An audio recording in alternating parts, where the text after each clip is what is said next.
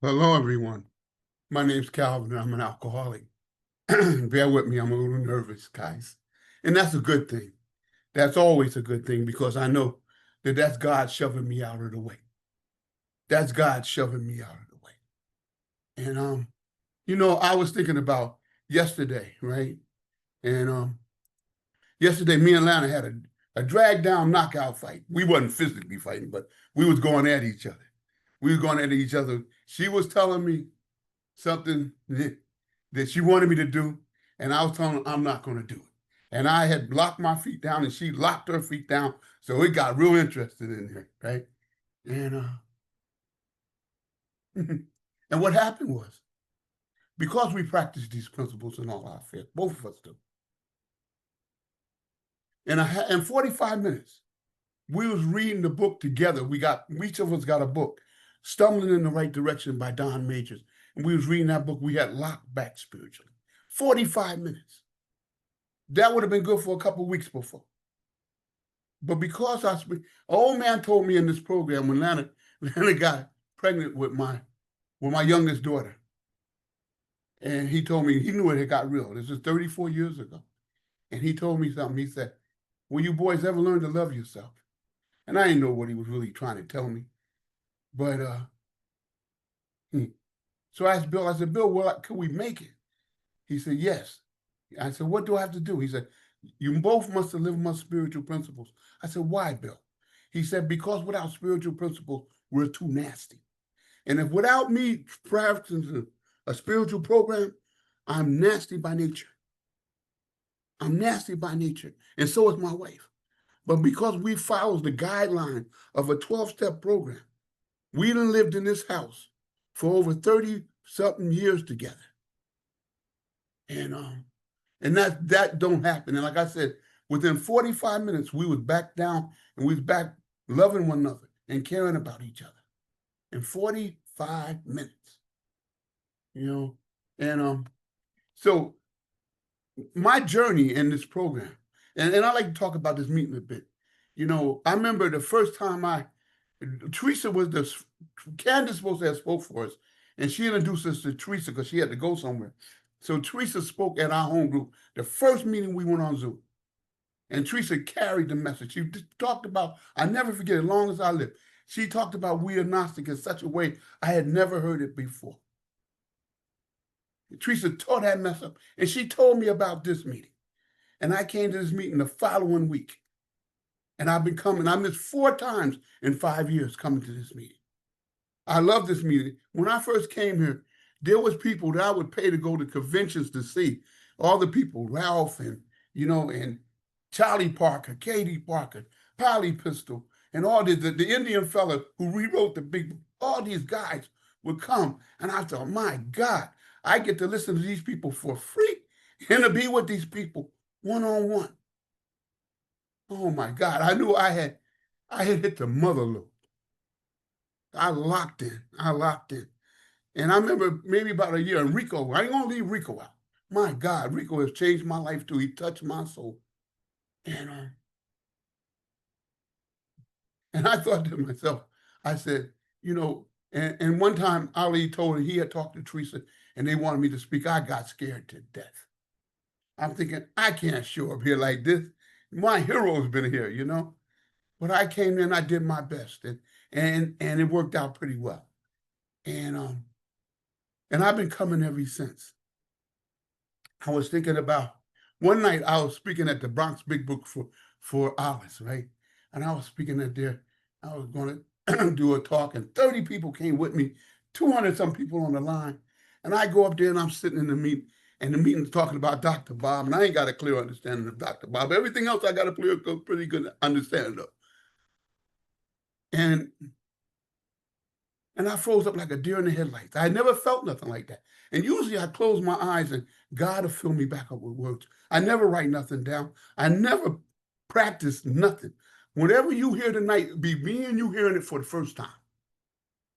For the first time. Because whatever I talk to you is going to be straight from my soul. I'm a grassroots guy. I ain't trying to tickle your intellect. I'm trying to make you feel what I say.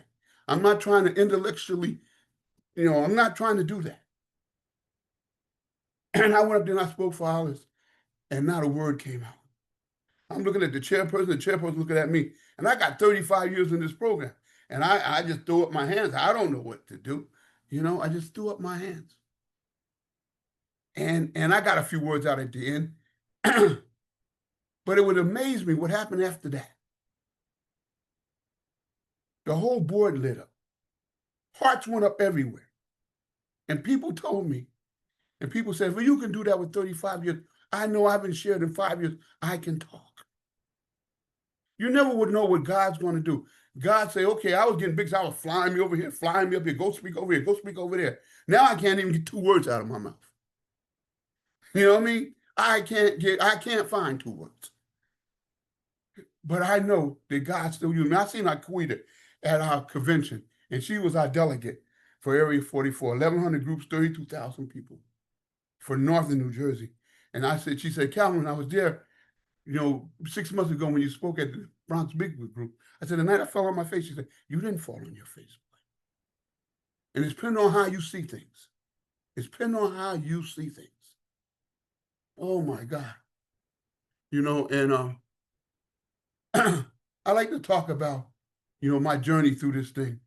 And I was maladjusted to life way before I picked up a drink. Way before I started drinking it. I was maladjusted to life.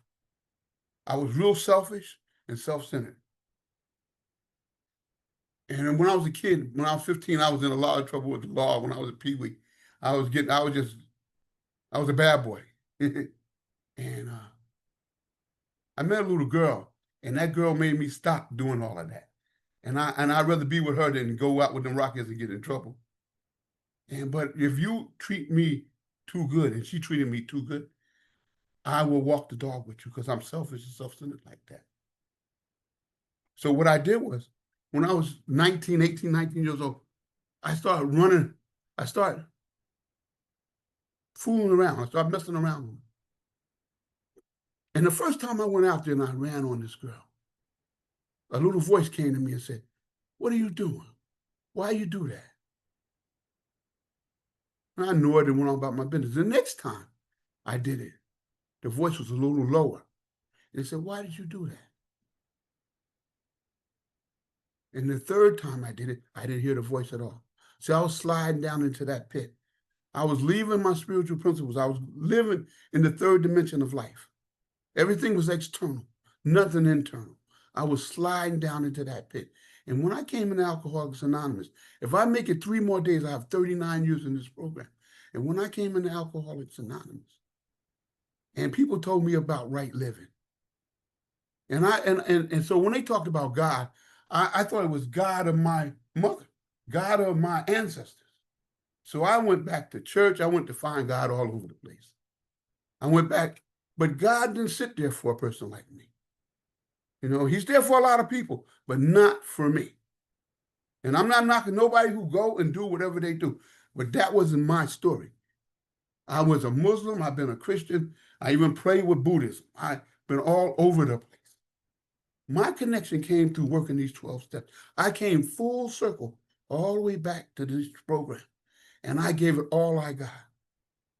And I've had a spiritual awakening beyond my wildest dream. And so I believe today that I live in the 12 steps of Alcoholics Anonymous. And it gives me that life beyond my wildest dream. And and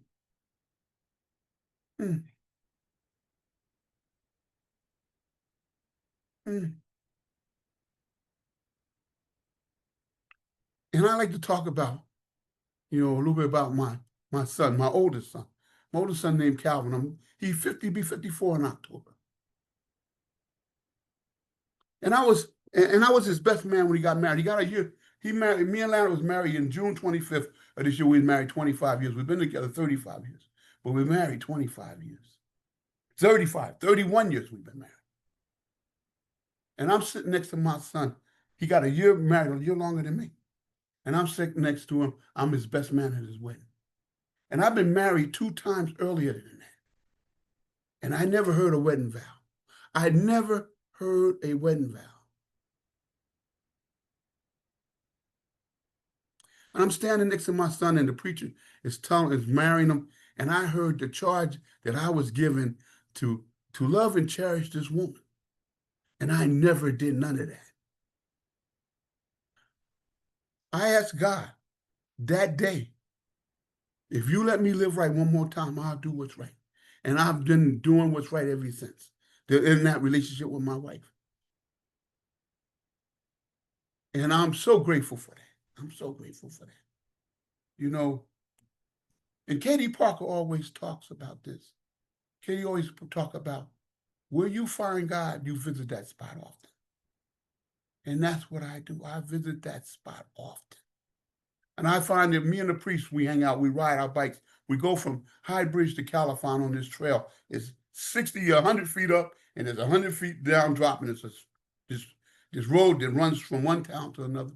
And it's waterfalls and all kinds. And I find God out there.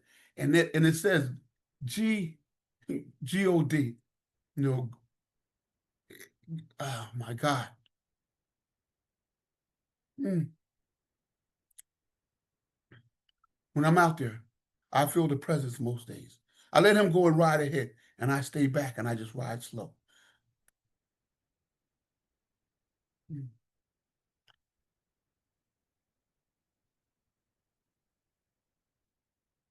I think about the things that has happened in my life, being sober almost 39 years in a couple more days.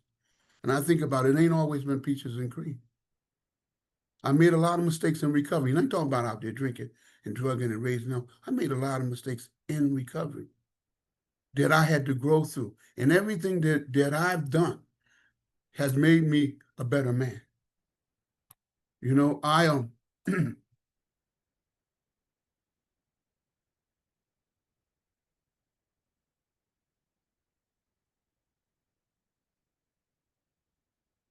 live a life today that's beyond my wildest dream. And I don't try not to overquote that, but I really do. And like I said earlier, me being in the situation that me and Lana was locked into yesterday, and there's been in many situations like that we come through.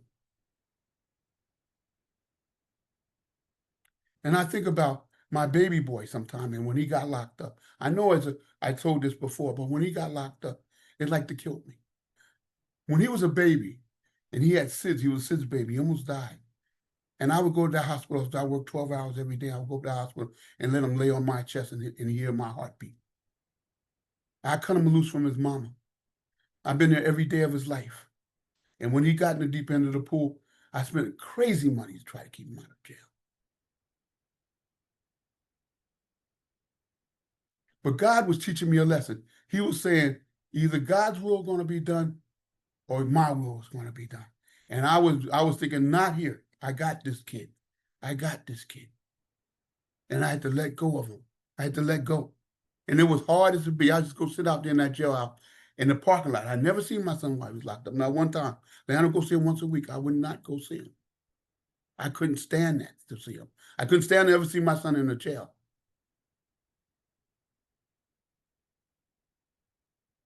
And thank God, my son got a God of his understanding. You know. But back to them 12 steps, I like to talk about.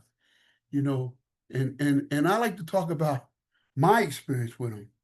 You know, I had 15 years ago, I had open heart surgery, right?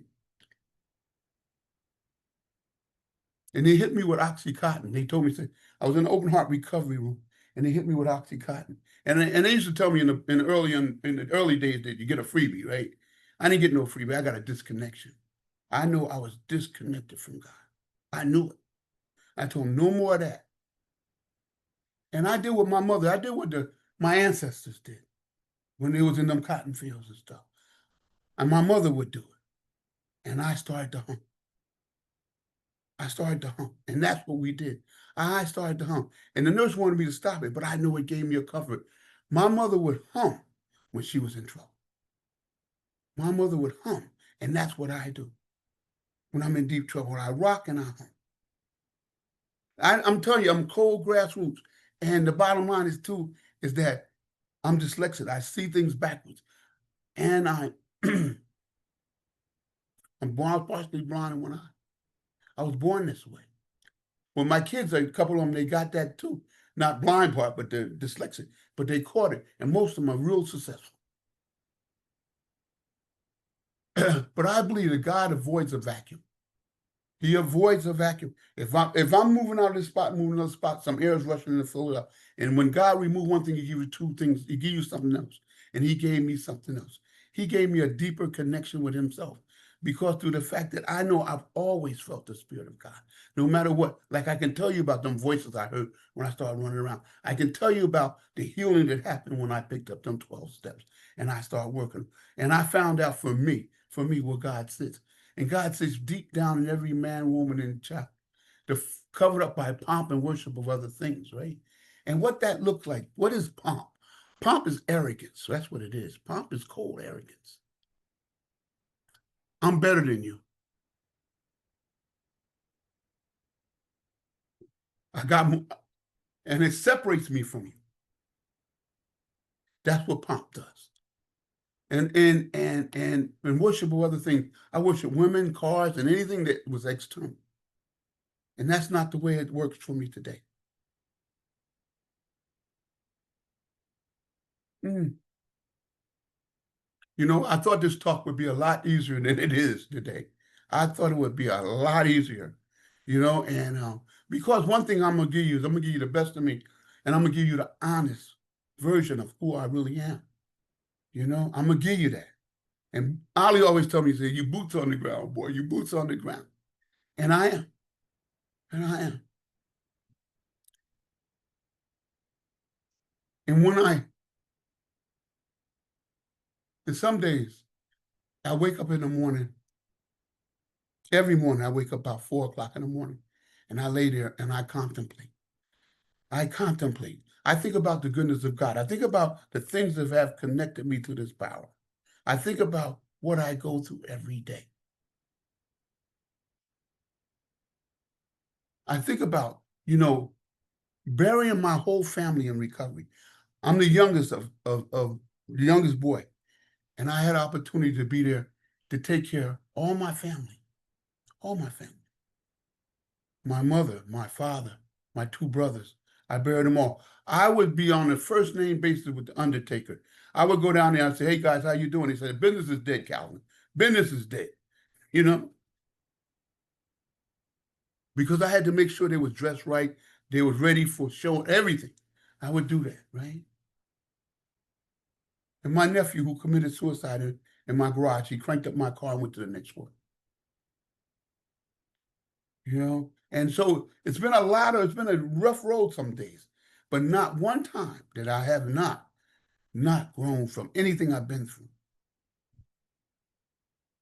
And my friend Bernadette was my friend for over 35 years. Bernadette, most of you know Bernadette. A lot of you did. And Bernadette would always tell me the opposite of faith. She told me everybody said the opposite of faith is fear. She said, no. She said, fear drives you to faith. And that's what happened to her.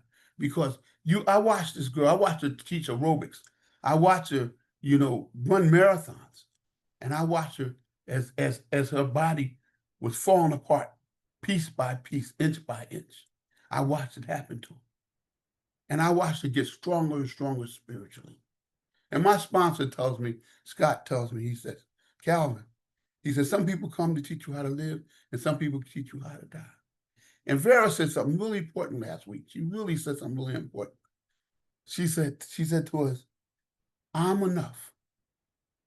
I'm enough. I ain't never felt like I was enough. I never felt that. I feel that today. I am complete. I am enough. For the first time in my life, I'm feeling like I'm enough." I don't believe that I tell that all the time. People talk about this a lot. They talk about walking shoulder to shoulder, but I don't see it as much as because I don't I believe a pair of lips can say anything. But I say watch them feet. They gonna always take you in the right direction. They're gonna show you how people really live it. You watch them feet.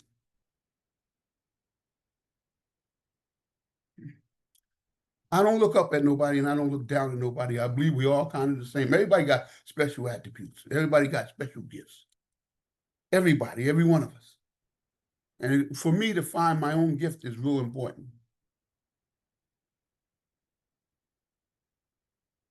Mm.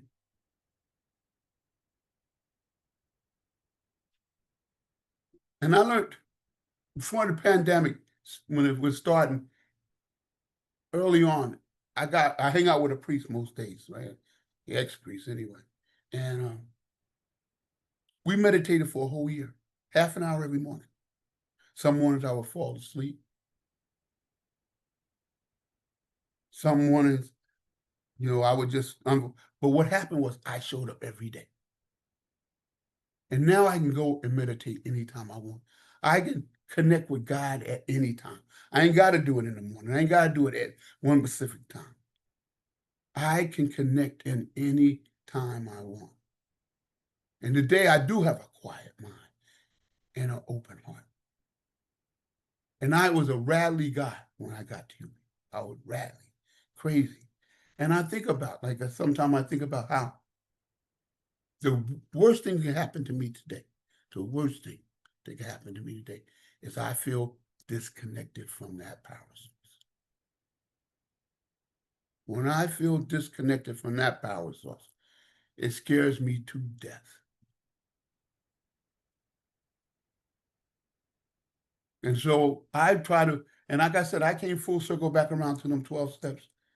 And I know, and my sponsor Scott's on this line tonight, and he told me the other day we was talking about something, and he told me, he said, be awake, Calvin. You don't see nothing, you don't miss nothing. And you miss no good or bad. But it's how do you navigate the bad? It's how you navigate the things that will upset you, because you're gonna see it all. And it ain't always gonna be a happy day. But today I do not walk with the blind man. I do not sleepwalk. I do not sleepwalk. And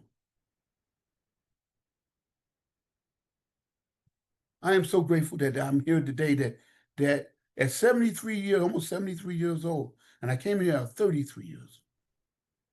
And I came here and I was profoundly broken. And God has put my pieces back together for me. The other day,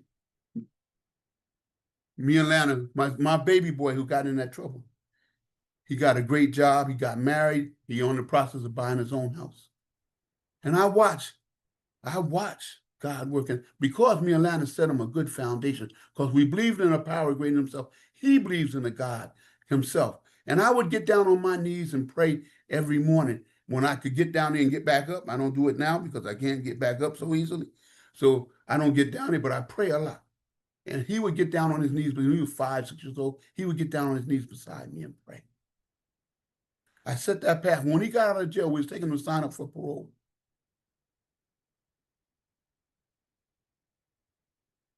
And so the parole officer couldn't believe he had been in jail for them few months, and come out there, and the man that was standing in front of him, he wanted me and Lana to come in there. So me and Lana walked in there and we sat down, and he seen my son was still the real deal. And he gave him everything he could do for him. But as we walked across that parking lot, my shoe came untied. Now he's straight out of jail. We just picked him up. He got down on his knees and tied my shoe. I knew my son was still home. He was still there. I got 7 kids and 11 grandkids and 2 great-grandkids. And every now and then, they all show up for me, all of them. When I turned 70 years old, Anna gave me a surprise birthday party. And all my friends were there, and all my kids and grandkids were there. And I walked through that door, and they jumped on me and hugged me and hung around my legs. My daughters flew up from Atlanta. My sons flew up from Atlanta. They was all there for me. And they was going back the next day. They came to celebrate, to be with me. How does that happen for a person like me? How does that transformation where people want to be around you at that form is like that for you? And you live the life that I lived. And I never want to forget what brought me here. What brought me here? And I will share that in the meeting today. That most of us come here, we tear our lives up pretty good. we tear our lives up pretty good. And to be healed in Alcoholics Anonymous is only by the grace of a loving God. Only by the grace of a loving God. And I found that God for me in the 12 steps of Alcoholics Anonymous. I'm just not talking about just coming. I'm talking about practicing to the best of my ability. To the best of my ability. Now, I read a lot of things. Me and Lana, we read Stumbling in the Right Direction. We read a little of this, we read a little of that, we read the daily. We read a lot of things together.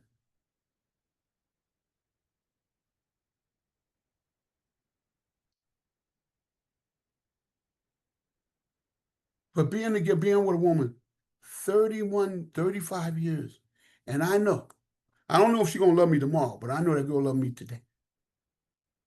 I know she loved me today, right now.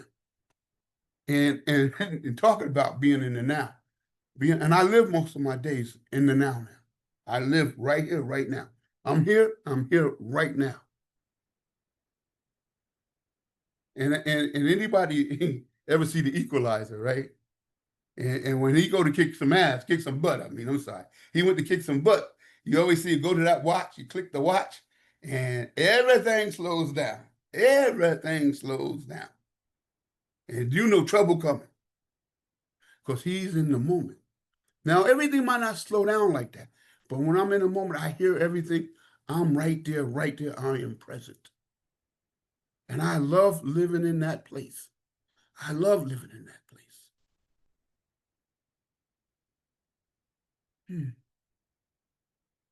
My oldest son told me, he said, when he got his degree from Rutgers,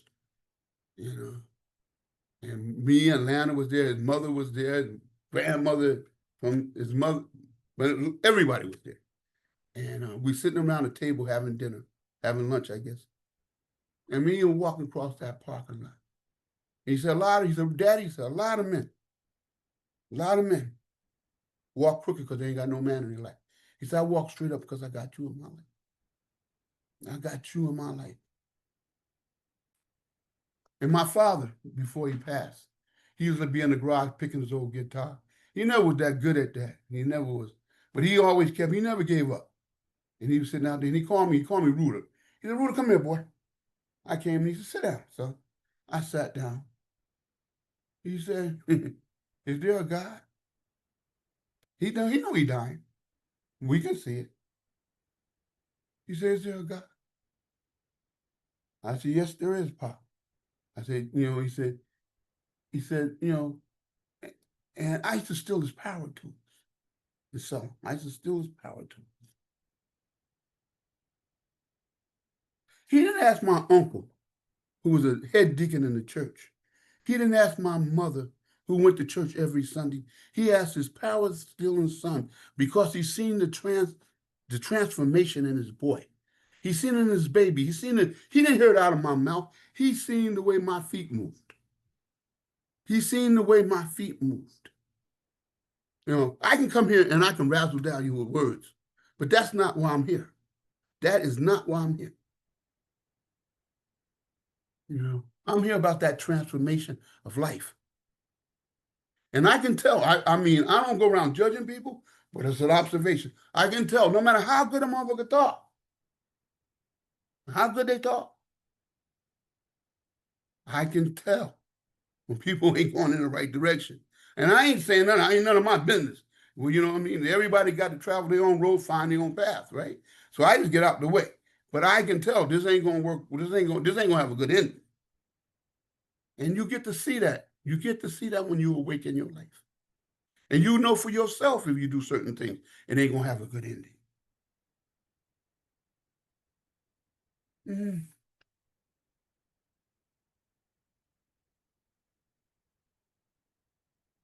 But that's like I said, I have had an opportunity.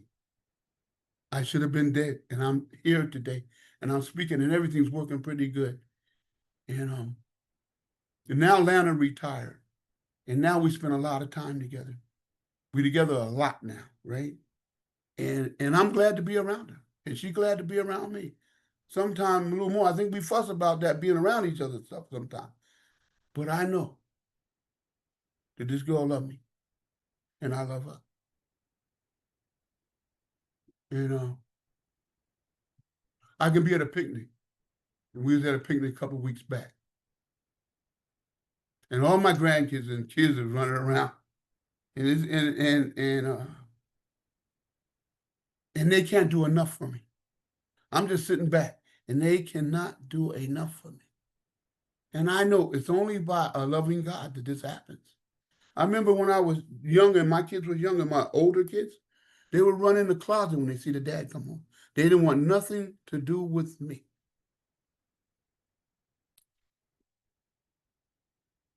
But that's not my story today. That's not my story today. Thank you. You know, yes.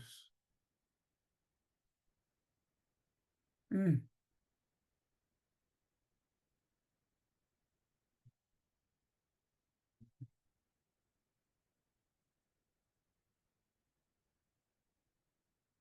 My story keeps changing. My life keeps changing. And and I had a guy, I like to talk about this fellow with the few minutes I got left. And this guy named was Resentment Bob. He was in the program and were around in my area. And I would go to meetings and with him. And he would tell me, and he would aim it at me. He would call me, he'd call me out by name. He'd say, yeah, Calvin, you in that big book. And I don't go around talking about no big book. I just try to live what I've learned in the big book. I really try to walk it. I don't really try to talk it that much. And he told me, he said, there's no God. I don't know why you keep talking like that. And he said, anybody who talks about it is weak and stupid. And he was saying it in many different ways because he's pretty intelligent. He was saying it in different ways, but he'd come out the same. And I would say, I'm going to take the high road, he take the low road, and all that mess. And one day we were coming out to meet, and I went to the light. Me and Lana sitting at the light. Cop sitting next to me, and I'm sitting at the light. We both stopped. The light's red. Me and him at the first car. And I just take off in the middle of the light and go through it. See, he had entered my soul. He had entered my soul. So every time I see Bob, and I would tell him, he would say something to me. I say, Bob, you're my spiritual growth. You teach me how to grow spiritually. And Rico told me something like this here. Rico told me, he said, I told Rico about this situation. And Rico said, Calvin, find the light. And I said, I told you, Rico, he don't believe in no God. He's a devil worshiper or something. I don't know. God knows what he is, right? Rico said, I didn't ask you that. I asked you to find the light in the guy. And one day I did see a goodness. I seen a goodness. I seen the light in the guy. And I told Rico, Rico, I see the light. He said, you found the light in yourself. You didn't find the light in him. The light's in you. The light's in you, son. The light's in you. You know, I know tonight, I've been worried about this because, I didn't talk to you a few times and, you know, and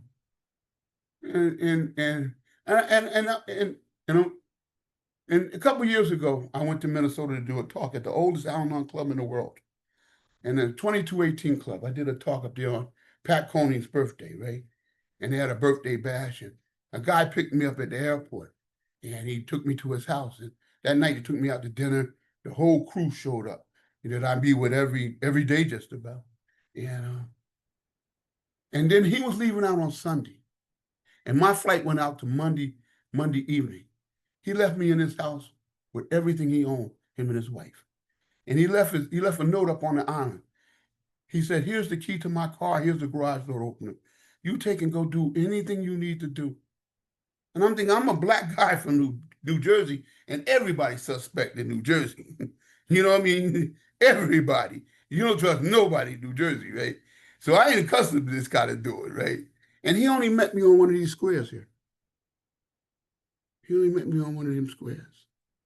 And he left me in the charge of everything he owned and only met me on one of them squares.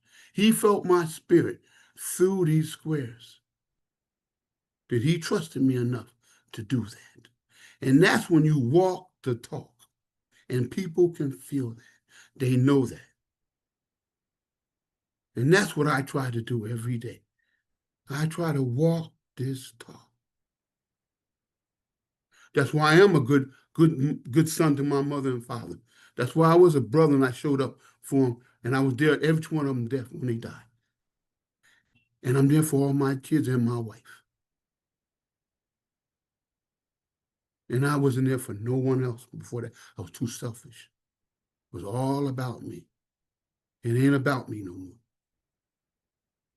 And I want to thank you guys for asking me. And Alice, I appreciate you. And thank you so much, Sugar. You meant everything to me for you let me give you a talk tonight. I hope I gave somebody something. I did my best. Thank you. Much. I had a similar experience as you at the Bronx Big Book Study, and I just kind of froze in the middle of the doctor's opinion. Really? And someone told me after the meeting, the same thing I want to say to you, is that Marilyn, it's the language of the heart. And you spoke to me tonight through the language of the heart. And I want to thank you for that. My question is this. So you went through the situation yesterday, you said, with your lovely wife. At the end of the day, when you do your nightly review, is that something that you would review and ask God for corrective measures? No, Marilyn, because God already had took care of it. It was done. It was a wrap. Me and her went to a higher place. We went to a higher ground. We got some situations, and the baddest thing when somebody can't talk to each other and really express what they need to say to you. And sometimes a man will shut down a woman will shut down a man. But when you both can get it all out and then go back to loving each other, it's a profound thing. No, nobody owe nobody no explanations no more.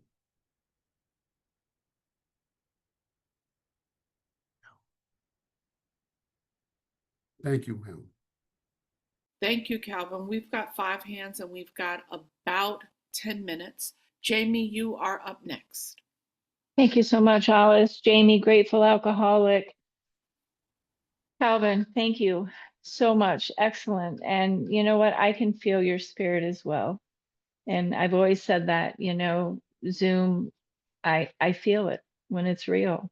The question I have for you is, you mentioned that disconnect. What do you do when you have that disconnect? What I do when I'm disconnected, I go immediately to reflection. I go back inside and I look back over my day and find out, what did I do to get there? Nobody else makes me disconnected. I'm always the one. I'm always the one. No matter if somebody's saying something, doing something. If I go too far, and sometimes I have to make amends to get it back, and sometimes it's not necessary. But when I'm willing to make amends, because I do not want to be disconnected, so I let go fast. I'm in a hurry to find out, why am I disconnected? Because I live a pretty even-keeled life most days. And I don't like when I'm disturbed by something. And they got me, for a fact, that one day I was riding my bike out there on the towpath. I got an e-bike and I ride it a lot. I rode it in two years, I rode it over 1,200 miles, right? And I'm riding out there. I got a GoPro on my head and I'm listening to music. And our road came off and I'm riding between the canal and the river. And the guy asked me, he said, why are you here? He said, why are you here? And now I said to myself, I went on by him. I didn't say nothing. But I know if I didn't start to pray right then, I was going to be disconnected. And what I would have did was, when I rolled back by him, I would have said something slick to him. And I went across that little bridge to go back to the Rose Garden. And I was going to go back. I would have put him in that truck and brought him home and took him to bed with me that night. And I didn't want to do that. And I knew what I was going to do if I don't do the prayer. The prayer don't change the situation. It changes me. It changes my mind. The mind won't multitask. Thank you, Calvin. So now we have 7 hands and we have 8 minutes. So we are now at the rapid fire round. Vera, thank you. Come on in. Hey, Vera, grateful recovered alcoholic. So grateful to have heard you tonight, Calvin. You had mentioned, I think you said God avoids a vacuum, but I'm not sure if I wrote that down correctly. Mm-hmm. And in terms of like the on awakening, we don't struggle has been sticking out to me a bunch the past few weeks. So I was just wondering if you could talk about the God avoids a vacuum. I think that's what you said. That's what I said. And I believe that if I move out of this spot, air's rushing and it fills up. If something happens to me, like I'm blind in one eye, partially blind, and I'm dyslexic, but God gave me other attributes. He gave me other strengths, real strengths, like Ray Charles. He could hear a cricket outside when nobody else could hear him. So you get other attributes, and that's what I believe. But when you was talking about, Divine Awakening and stuff like that, or some of you were saying, did you say something else? Okay. Thank you, Sugar. Thank you, Calvin. Okay, come on, Bob. Is it you? That was wonderful, Calvin. Thank you. I have one question. There was a couple of times in your talk where you were silent, and I heard like a little hum. And my first thought was like, wow, that's got everybody's attention. I've got to use that next time I speak. That was cool. But after you did it a couple more times, now I think there was something else going on there. I hope there was. Can you tell me about those pauses? It seems like they were intentional. When I pause, because I run out of words. And I don't like writing things down. I don't do that. I want it to come from my soul. And I call on God at that moment. When I close my eyes, I'm calling on a power greater than myself. And I need that power all the time with me. You don't need to hear me. You need to hear what comes from the God that's in me. And that's what I try to bring. Thank you. That's why I do that. Thank you. Thank you. Looks like we might get to everybody. Selena, please come in. Thank you, Bob. I'm Selena, I'm an alcoholic. Calvin, this idea of, being sober and being recovered, but for the grace of God, right? But then right before that, there is, I should be dead. Why is it not, I should be dead, but for the grace of God? Like why aren't those two things put together when I'm recovered, but for the grace of God? Well, Sugar, that's my dyslexia. I'm working with a guy on the meeting, right? Off this, we were going through the book. He'll tell me to go to 89 and I go to 98. You know what I'm saying? So I always put the words backwards sometimes. But I mean that when I'm blocked off from the sunlight of the Spirit, I'm blocked. But for the grace of God, man. I don't know. I really don't know. That's the best I can give you, Sugar. I love That's the that, best I can give you. Calvin. I love that. Sally Ann, my friend from New Zealand. Oh my God, it was so good to see you in Vancouver. Come on in. Kia ora, Sally Ann, grateful member of Al-Anon. Beautiful to be here. Calvin, no doubt that was an excellent share. My question is, you said, I wrote notes because it was so good. The worst thing that can happen to me today is I feel disconnected from God. My question is, what is the best thing that can happen to you today? Great question. When I get disconnected from God, I go back in my head and the noise starts. And I can't get over you. And you got me. And all I think of is you. I'm thinking of God and my family or nobody else. All I'm thinking about what I want to say to you, what I want to get my point across, and I don't want to live there. When I'm obsessed with you. And I get so obsessed because I'm touchy, but I'm not as touchy as I used to be. And what I do is this. People got a pattern. Everybody got a pattern. And they'll do things in a pattern. And when I see that pattern, I can give you a break because I understand it to be understood most days. But if you catch me when I'm not right, I can't promise you nothing. I can't promise you nothing because I'm a human being. I'm a human being. The best you get for me is human being. Thank you. Jackie, come on in. Hey, everybody. My name is Jackie, and I am an alcoholic.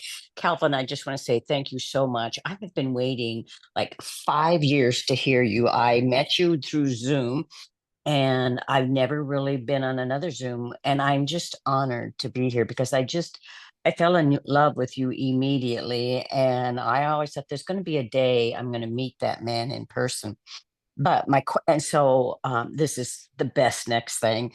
The thing I was hearing you say was a lot about, um, when we're disconnected. And what I heard you say was find the light in the person, find the light in the situation. But how do you get from being locked up? Because I get locked up and I'm locked up, period, to get to that point of looking for the light that cease fighting and get to the pause. So I struggle so much with that. And I have tools that get me to that point. But what is when you feel locked up, I'm going to punch you in the throat, what do you do? Well, when I'm like that, and I told you I was sitting next to that cop, and I just ran the light, and the cop made a right. He probably thought Atlanta was giving me hell or something. But I wanted to talk to him. Like, I made a mistake, guy. And I called Rico, and Rico said, "Find the light in him." And I started looking for the light in the guy. Instead of looking for the worst in the guy, I started looking for the best in the guy. I start looking for something different. When you get on my nerve, I see every defect you got. You could have 20 good things. You do one thing, I'm on your butt about the one. And when I can flip that, and that's what looking for that light did for me. It made me look in a different direction. I hope I answered that for you the best I could. Ali, I would love to invite you in. You are unmuted. Can you give me a 30-second question? And Calvin, can you give me a 30-second answer? I will. Beautiful. Calvin, thank you. Ali, alcoholic. I'm married to an alcoholic. She's going through menopause. She's convinced I got ADHD, and I'm coming around the corner. And thank you for your share. It was quite timely. My question is, brother, can I get your phone number or email and reach out to you later? My wife will put it in the chat for me. She'll put it in the chat. She's on the call. And listen, I have a strong feeling you ain't gonna drink for a couple of few days. I ain't gonna jinx it, but happy 40th. Don't drink. I'm gonna sure enough try to give it my best, Ali. Thank you. Yes. You just hang in there, man. It gets better. And just like I said, when we first got together, the guy told we must live on my spiritual principles, or we cut each other to pieces. We will cut each other to pieces. And we don't do that. And when we do, we come to a good solution. Calvin, thank you for a great Q&A. Thank you for a great talk. I want to just remind people that the only way that we are able to be here every week is that we pay the bill to Zoom. And so if you come to this meeting every week and you love this meeting, we're here for fun and for free, but Zoom charges us. So if you just put $1 in the basket, if you just, if you come every week, put $50 in, and then you don't ever have to think about it again. We really, really need your support. All right. Thank you. And back to you, Michelle. Thank you.